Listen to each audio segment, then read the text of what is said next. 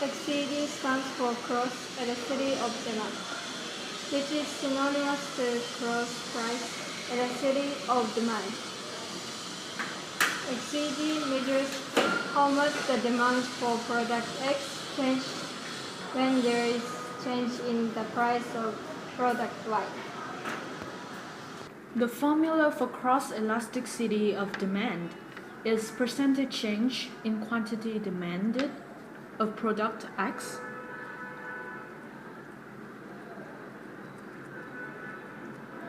over the percentage change in price of product Y.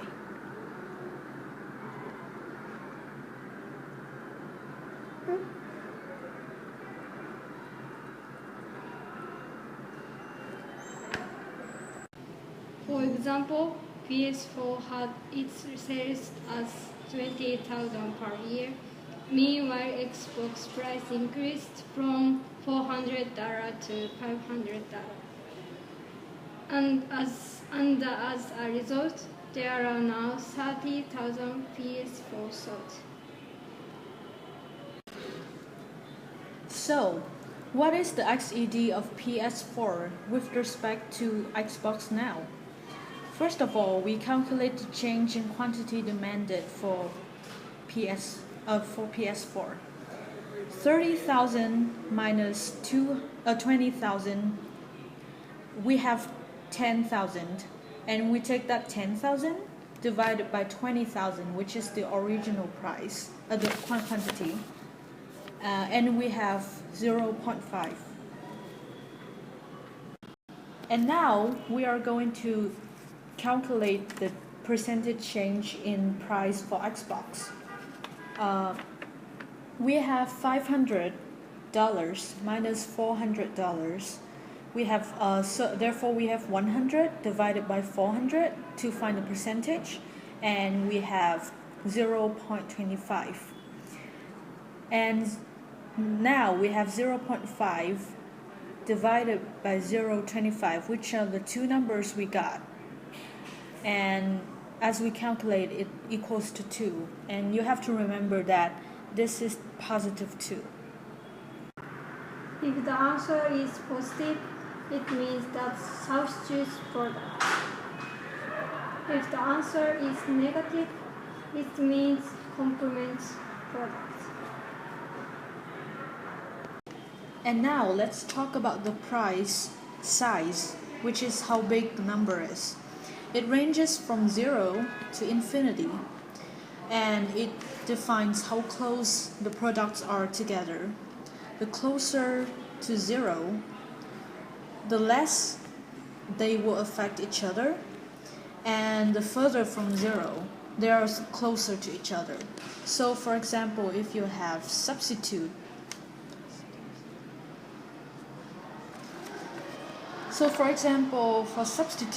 if the number will be positive, and if it's a strong number, which is further from 0, that means they can be easily replaced with each other. And if they are complement, and they are the number is closer to 0, that means they don't always go together as the buyers buy it.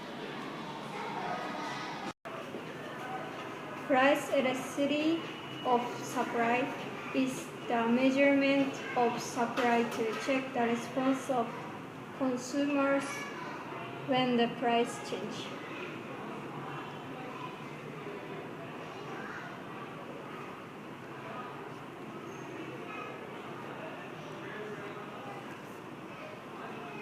The formula for PES is the percentage change in quantity supply of a product over the percentage change in price of that product.